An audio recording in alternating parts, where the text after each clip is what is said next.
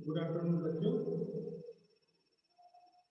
जैसा कि आप बोर्ड पर देख पा रहे हैं, आज हमको अनुच्छेद लेखन पर चर्चा करना है कि आखिर अनुच्छेद लेखन है क्या और ये निबंध से किस तरह भिन्न है। एक अच्छे अनुच्छेद लेखन की क्या विशेषता है, तो हम इस पर चर्चा करने वाले हैं।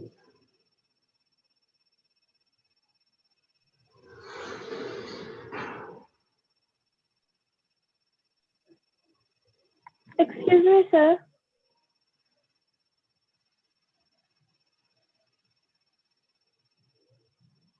तो सबसे पहले हम जानेंगे कि अनुच्छेद लेखन है क्या।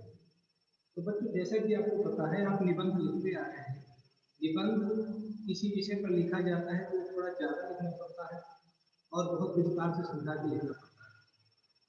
अनुच्छेद भी एक प्रकार का निबंध है, लेकिन निबंध में चीज़ों को विस्तार करके लिखना पड़ता है, अच्छी तरह से समझा के लिखना पड़ता है। और अनुच्छेद में उन्हीं चीज़ों को बहुत संक्षेप में लिखना पड़ता है। यानी किसी विषय पर 10-12 वाक्यों में, 15 वाक्यों में मुख्य मुख्य बात को बहुत ही प्रभावशाली तरीके से, आकर्षक तरीके से लिखने की कला या लेखन अनुच्छेद लेखन कहलाता है। इसको आप किस तरीके से भी समझ सकते हैं कि किसी भी बात को अगर लिखना है या बोलना है तो कम समय में खास खास बातें लिख देना, बता देना, वो अनुच्छेद लेखन के अंतर्गत आ जाएगा। निबंध में और अनुच्छेद लेखन में अंतर क्या होता है? जैसे कि हमने आपको कह दिया कि आप होली पर निबंध लिखिए, तो आप कैसे लिखते हैं आपको पता है कि आप पहले उसकी रूपरेखा बनाएंगे कि होली क्यों मनाते हैं, कैसे बनाते हैं, बनाने के फायदे, बनाने से नुकसान, है ना, या उपसंहार। इस तरीके से आप हेडिंग डालना तो बहुत बड़ा लिखते हैं, एक पेज डेढ़ पेज। लेकिन अगर आपको होली में अनुच्छेद लिखना है तो आप उसको एक ही पैराग्राफ में सारी बातें लिख डालेंगे, या एक से ज्यादा पैराग्राफ में हो सकते हैं, लेकिन ज्यादा से ज्यादा 100 शब्द या 100 से 125 शब्द भी हो सकते हैं, लेकिन इससे ज्यादा, इससे बड़ा अनुच्छेद लेखन आपको नहीं लिखना होता है। यानी ये कहा जाए कि निबंध का 1/3 होता है। अगर निबंध में आपके 250 शब्द होते हैं, 300 शब्द होते हैं, तो इसके आपके 100 शब्द होते हैं। तो इस तरीके से आपका अनुच्छेद लेखन होता है। एक अच्छा अनुच्छेद लेखन क्या होता है उसकी चर्चा करेंगे। जैसे कि अनुच्छेद का आकार सीमित हो, जैसे कि पहला नंबर लिखा है, यानी निबंध की तरह बहुत बड़ा नहीं, इसका आकार एक पैराग्राफ या डेढ़ पैराग्राफ का होना चाहिए। अब पूरे अनुच्छेद में एक ही विचार व्यक्त हो, एक ही विचार व्यक्त। अगर जैसे आपको टॉपिक दिया गया है कि आपको होली पर लिखना है, या आपको टॉपिक दे दिया गया स्वच्छता पर लिखना है, तो स्वच्छता के बारे में ही उसमें विचार व्यक्त किया जाए। उसमें किसी अन्य बात को ज्यादा शामिल करने की आवश्यकता नहीं है कि आप चर्चा कर रहे हैं स्वच्छता की और आपने लिखना शुरू कर दिया कोरोना के बारे में, बीमारियों के बारे में। क्योंकि स्वच्छता और बीमारी का आपस में संबंध होता है, तो आप यही लिख सकते हैं कि स्वच्छता ना होने से बीमारी हो सकती है। फिर इसका मतलब ये नहीं कि आप बीमारी में ज्यादा चले गए। कहने का मतलब एक ही विचार होना चाहिए और वो केंद्र में होना। फिर अनुच्छेद के सभी वाक्य परस्पर संबद्ध हो, यानी कि एक वाक्य में जो बात कही गई हो, अगले वाक्य में उसी बात का ही कोई मतलब निकल गया है। जैसे हम स्वच्छता की चर्चा कर रहे हैं तो हम कह सकते हैं कि स्वच्छता हमारे लिए बहुत आवश्यक है। स्वच्छता होने से ही हमारा मन साफ रहता है, शरीर साफ रहता है और हमारी बुद्धि अच्छी रहती है। और मन साफ रहेगा, शरीर साफ रहेगा, बुद्धि अच्छी रहेगी, तो निश्चित रूप से हमारा विकास होगा। और अगर व्यक्ति का विकास होता है तो निश्चित रूप से देश का भी विकास होता है। कहने का मतलब एक वाक्य दूसरे वाक्य से जुड़ा होना चाहिए।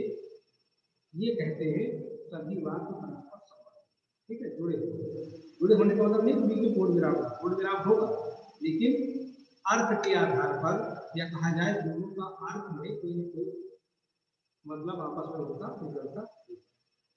और केंद्रीय भाव प्रारंभ अथवा अंत में अवश्य होना चाहिए। तो जैसे कि अभी स्वच्छता की चर्चा करते हैं तो शुरू में आपने कह दिया कि स्वच्छता हमारे लिए बहुत जरूरी है। या बिना स्वच्छता के हमारा जीवन संभव नहीं है। ये केंद्रीय भाव हो गया, शुरू में ही हो गया। और फिर स्वच्छता क्यों जरूरी है और स्वच्छता न होने से क्या होगा, वो सारी बातें आप बाद में लिख सकते हैं।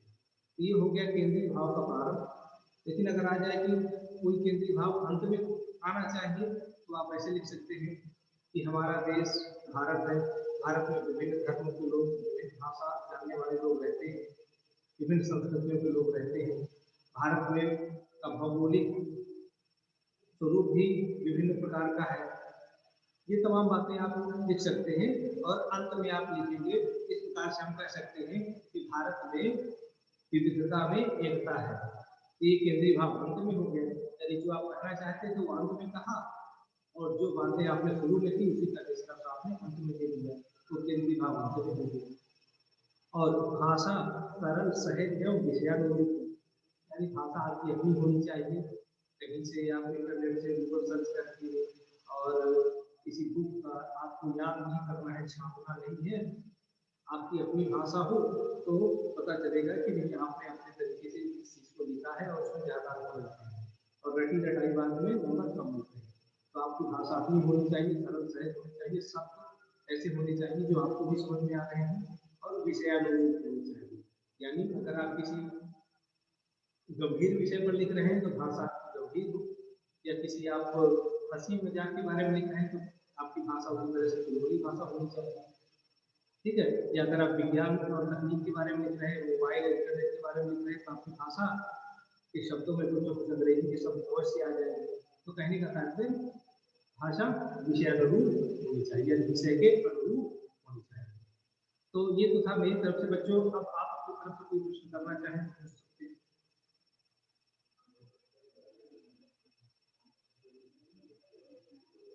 किसी को कुछ पूछना है?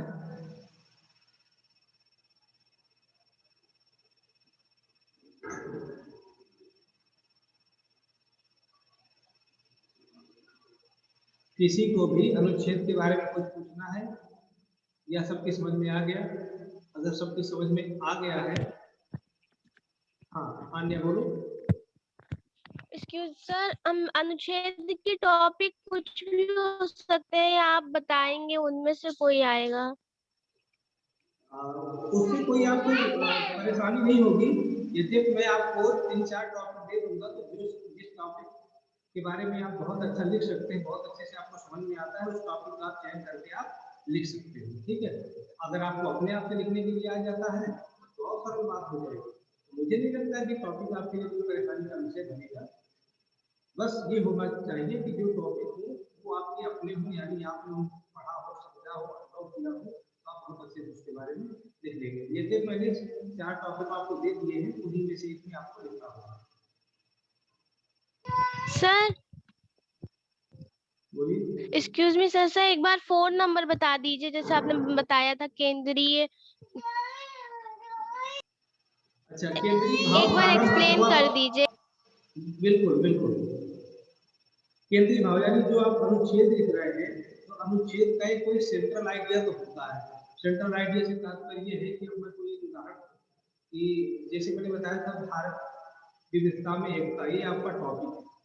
तो विविधता में एकता कैसे है भारत में, वो सारी बातें आपने लिख डाली और अंत में आप कहेंगे कि इस प्रकार से हम कह सकते हैं कि भारत की संस्कृति विविधता में एकता वाली संस्कृति है। यानी जो आपका शीर्षक है उस शीर्षक से मिलता जुलता वाक्य या कथन यदि आपका प्रारंभ में आता है तो केंद्रीय भाव प्रारंभ हो जाएगा, और अगर अंत में आता है तो केंद्रीय भाव अंत में हो जाएगा। जैसे उदाहरण के लिए कोई एक और टॉपिक ले लें, वीरों और महापुरुषों की धरती भारत, ये अगर हम टॉपिक ले लेते हैं तो इसको हम कहेंगे कि हमारे देश में विभिन्न प्रकार के वीरों ने जन्म लिया है, सुभाष चंद्र बोस, गांधी जी या महाराणा प्रताप, बहुत सारे नाम हम लेंगे, उनके बारे में कुछ बताएंगे। और हमेशा से हमारी धरती वीरों को जन्म देने वाली रही है।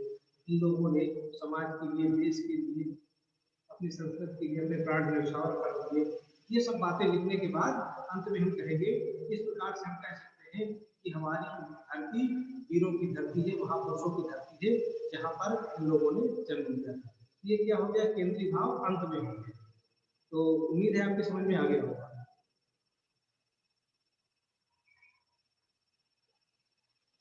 चलिए, और कुछ पूछना है किसी को? इसके अलावा अगर अनुच्छेद आपके समझ में आ गया है तो आपको पता है कि निबंध आपके टॉपिक में है और पत्र लेखन है। तो वो चीजें हम आपको पहले बता चुके हैं। निबंध कैसे लिखना है आपको पिछली कक्षा में भी बताया था, वही चीज इसमें भी होगी।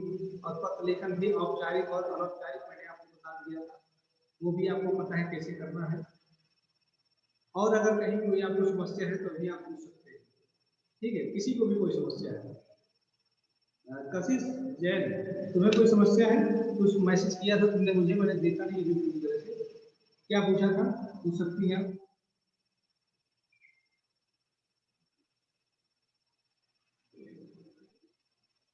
कशिश, मेरी आवाज आ रही है?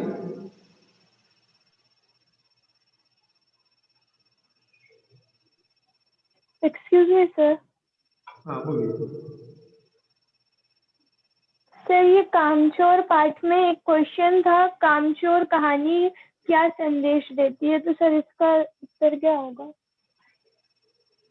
कामचोर कहानी हमें क्या संदेश देती है, इसके उत्तर में आप लिख सकते हैं कि हमें अपना काम स्वयं करना चाहिए, दूसरे पर निर्भर नहीं रहना चाहिए। साथ ही हमें वही काम करना चाहिए जिस काम को हमें करने में दक्षता हो, यानी कुशलता हो। जो काम हम नहीं कर सकते हैं उसको करने की आवश्यकता नहीं है, उससे हमारा काम खराब हो जाता है। ठीक है? और सर जो आपने सर उसमें भारत की खोज में क्वेश्चंस लिखवाए थे, तो सर सिर्फ उन्हीं को पढ़ना है या फिर चैप्टर भी पढ़ना है, मतलब उससे भी आ सकता है? नहीं, केवल उन्हीं को पढ़ लेना है और अच्छे से पढ़ना है और उन्हीं को ठीक से पढ़ना है, बस वही आएंगे। और सर ये सिंधु घाटी सभ्यता के संबंध में किन्हीं 4 तथ्यों का उल्लेख कीजिए। तो सर हम इसमें सिंधु घाटी सभ्यता के बारे में बताना है या फिर कोई मतलब तथ्य किस प्रकार के देने हैं? ये आपको बताना है कि सिंधु घाटी सभ्यता के बारे में कोई भी 4 बातें कि सिंधु घाटी सभ्यता कितनी पुरानी है, ये किस नदी की तट पर थी, या इसका संबंध कहाँ-कहाँ की सभ्यता से था, जैसे मिस्र फारस की सभ्यता से था, या इस घाटी सिंधु घाटी सभ्यता नगरीय थी कि ग्रामीण थी। आप जानते हैं नगरीय सभ्यता थी। या सिंधु घाटी सभ्यता के प्रमुख नगर कौन-कौन से हैं? मोहनजोदड़ो और हड़प्पा है। तो इस तरह से 4-5 बातें आप उसके बारे में लिख सकते हैं, जिससे ये प्रमाणित हो जाए कि आपको सिंधु घाटी सभ्यता को के बारे में आपको अच्छे से पता है। ठीक है? तो और कुछ पूछना है इसमें हिंदी में किसी को भी? ये खोही का डॉन कौन है भाई? ये क्या लिखा है? खोही का डॉन कौन है?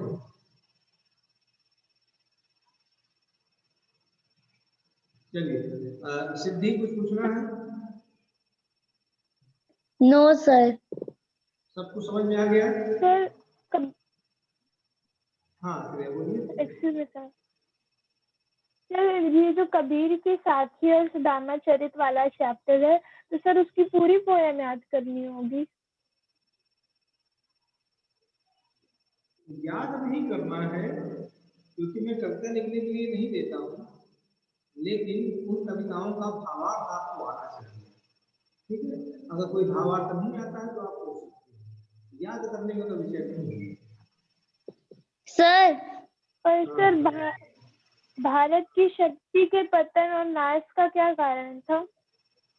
भारत की शक्ति और पतन के नाश का जो मुख्य कारण था, एक तो अंधविश्वास, हम लोग अंधविश्वासी हो गए, आलसी हो गए, पराधीन हो गए, और तकनीकी विकास में पीछे हो गए, शिक्षा में पीछे हो गए, आपस में लड़ने लगे और विभिन्न प्रकार के आडंबरों से हमारा समाज युक्त हो गया, यानी जाति धर्म में हमारा समाज बढ़ गया।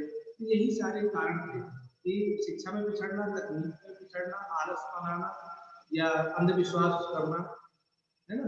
इस तरह की चीजें जो है हमें हमारे विषय पर कारण था, तो आप इसको लिख सकते हैं। और सर बसंत में क्वेश्चन आंसर के अलावा बुक के बीच से भी आएगा? नहीं, बुक के बीच से नहीं आएगा। Excuse me sir. सर शब्दार्थ भी आएंगे? नहीं, शब्दार्थ नहीं आएंगे, लेकिन अगर कोई उसमें गद्यांश पद्यांश दिया है तो गद्यांश पद्यांश के दौरान ही कोई शब्दार्थ प्रश्न के रूप में आपसे पूछा जा सकता है, अलग से कोई मीनिंग नहीं आएगी।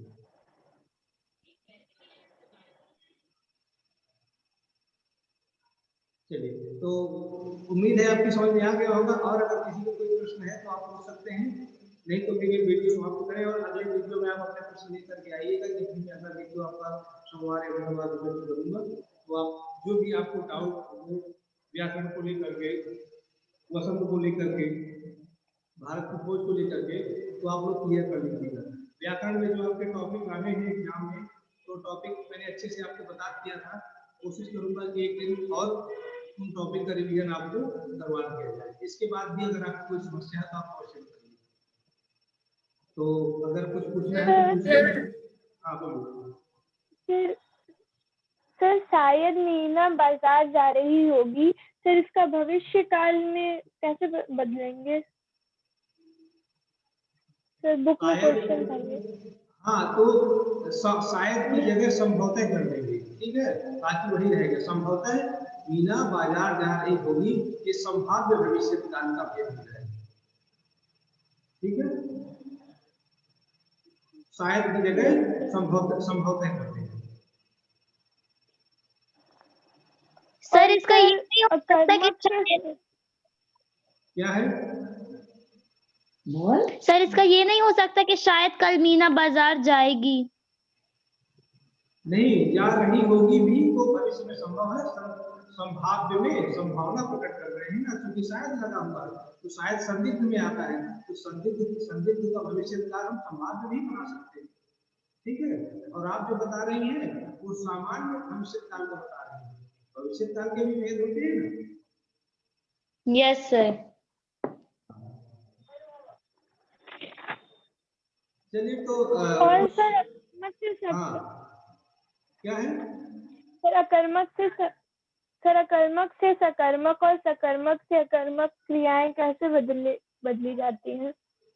ये नहीं बदली जाती है, ये बदलने का काम नहीं है, क्योंकि अगर वो सकर्मक है तो अकर्मक नहीं हो पाएगी, अकर्मक है तो सकर्मक नहीं हो पाएगी। तो एक ही शर्त में हो सकती है, उनके कर्म हमको हटाने पड़ेंगे, और अगर हमने कर्म हटा दिया तो फिर वाक्य अस्पष्ट हो जाएगा, क्लियर नहीं हो जाएगा, क्लियर नहीं होगा, ठीक है, तो बदलने वाले वाक्य नहीं आते हैं। सर बुक में तो दिया है, बुक में अगर दिया है तो फिर कर्म हटाने पड़ेंगे उसके, अब कर्म अगर हमने हटा दिया तो फिर मतलब क्या निकलेगा वाक्य, ठीक है, तो इस तरह सर का वाक्य नहीं, सर जैसे कि दिया है उड़ना उड़ाना, हाँ, तो सिर्फ क्रिया का है। हाँ, तो क्या भी इसमें करना है? सर जैसे कि यहाँ पे एक सेंटेंस दिया है चिड़िया उड़ रही है, तो सर ये अकर्मक सेंटेंस है ना? ये अकर्मक नहीं है,